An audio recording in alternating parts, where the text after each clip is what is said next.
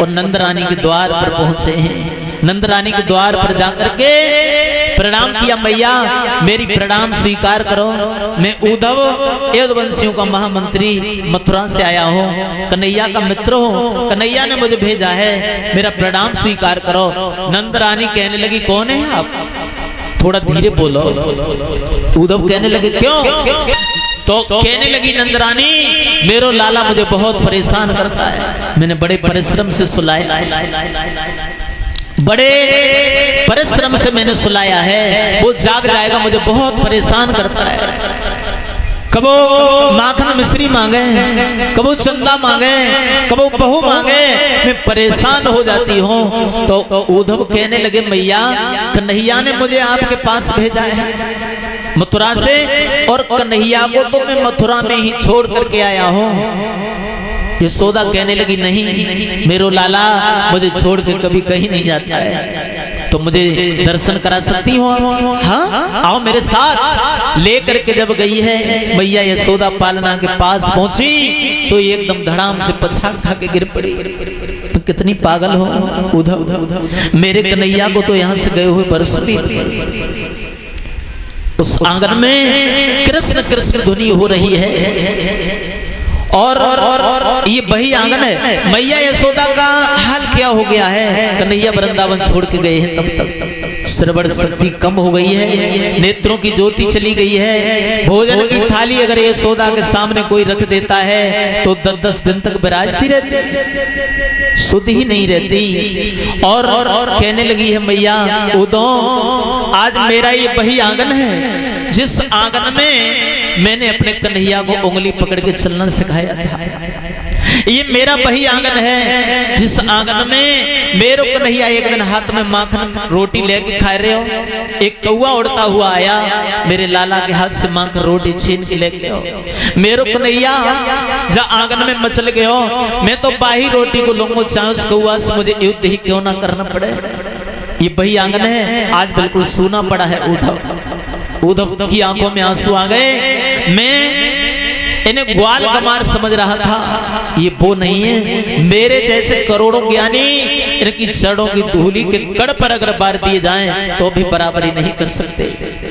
भक्तों आज बाबा नंद आए हैं, बाबा नंद से बैठ के वार्ता हुई है। अब बाबा नंद सीधे सीधे ये तो नहीं पूछ रहे कि मेरा लाला कुशल है, उन्हें मालूम है अब मथुरा में सब कुशल होंगे, क्योंकि कंस रूपी जो कैंसर था उसे तो मेरे लाला ने मार दिया।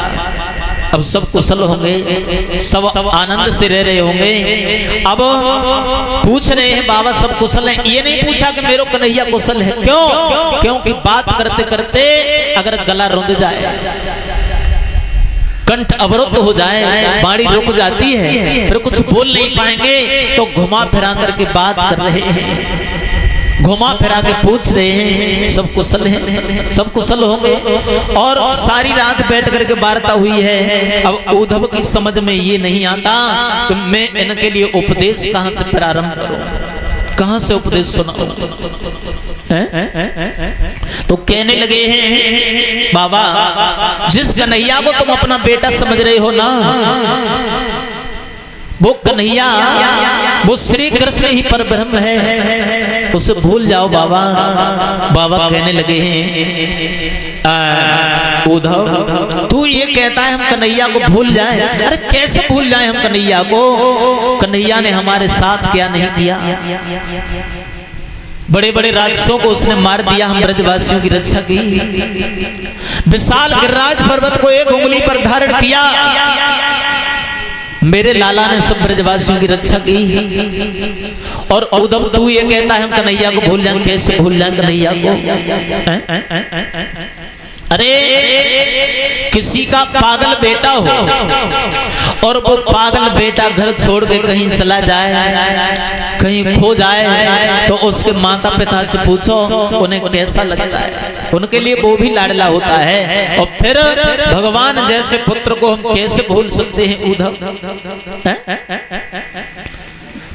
कहने लगे हैं बाबा नंद उद्धव से, उद्धव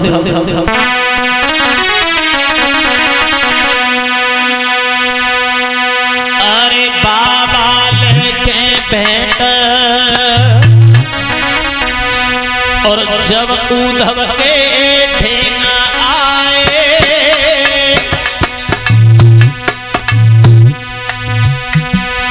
अरे बाबाल के भेंट जब उद्धव के ठेंगा आए,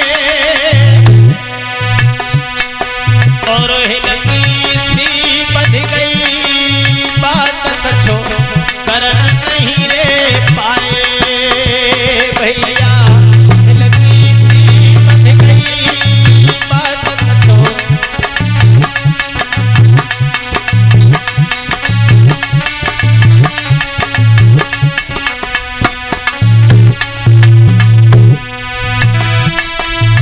यशोदा रोए रही है रे थारी,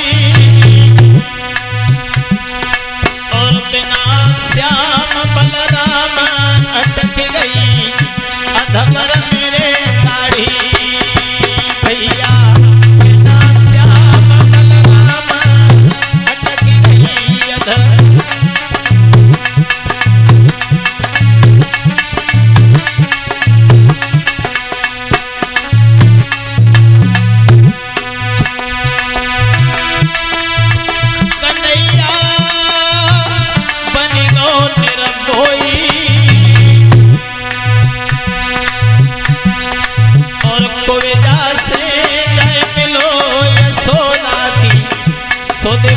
सब खोई अरे गोविंदा से जाए मिलो,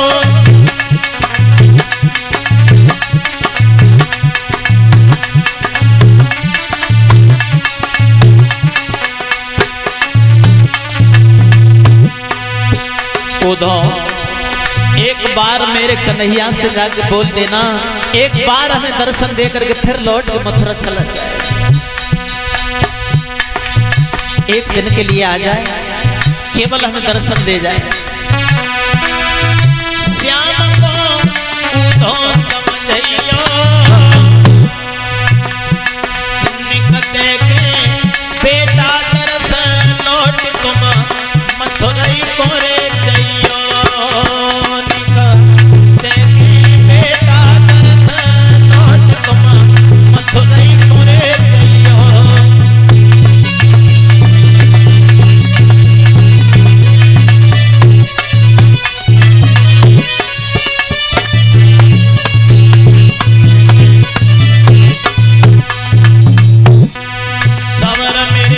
दिल को नहीं आवे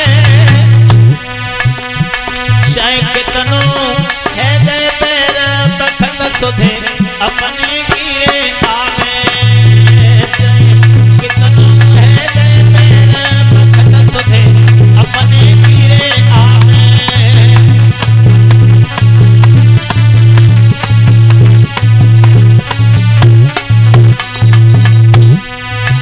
भैया समय पर सबे यानी अपने की आती है, ओंकार समय समय पर सबे यानी अपने की आती है।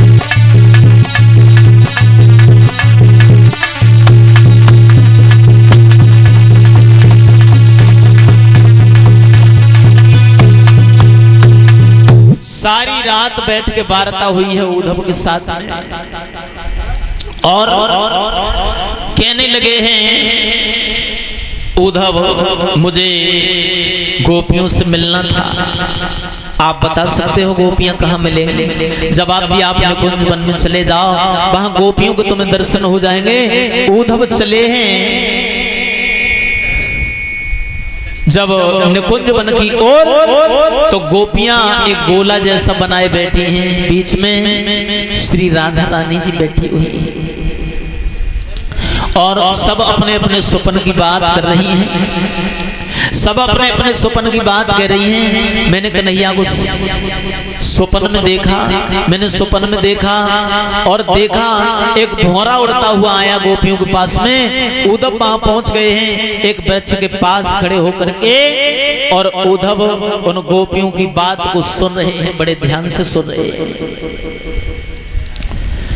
बड़े ध्यान से सुन रहे हैं। भौरा उड़ता हुआ आया, उस भौरा से वो गोपियां कहने लगी, बहन देखो वो कृष्ण काले थे, ये भी काला है, ये उन्हीं का मित्र है, काले सब कपटी होते हैं। बहन देखो वो बंसी बजाते थे, ये भी गुनगुना रहा है, वो पीला पीतांबर ओढ़ते थे, देखो बहन ये भी पीला है,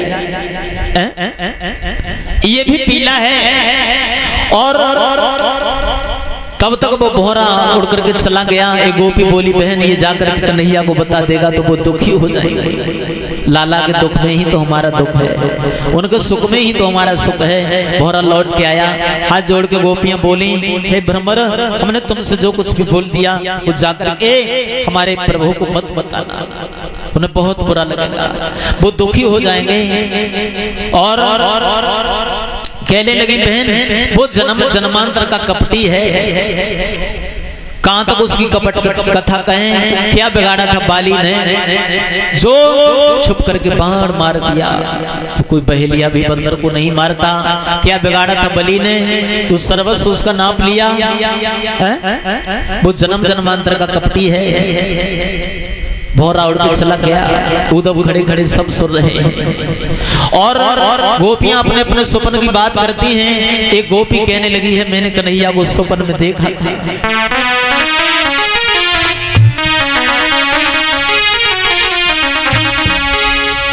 बोली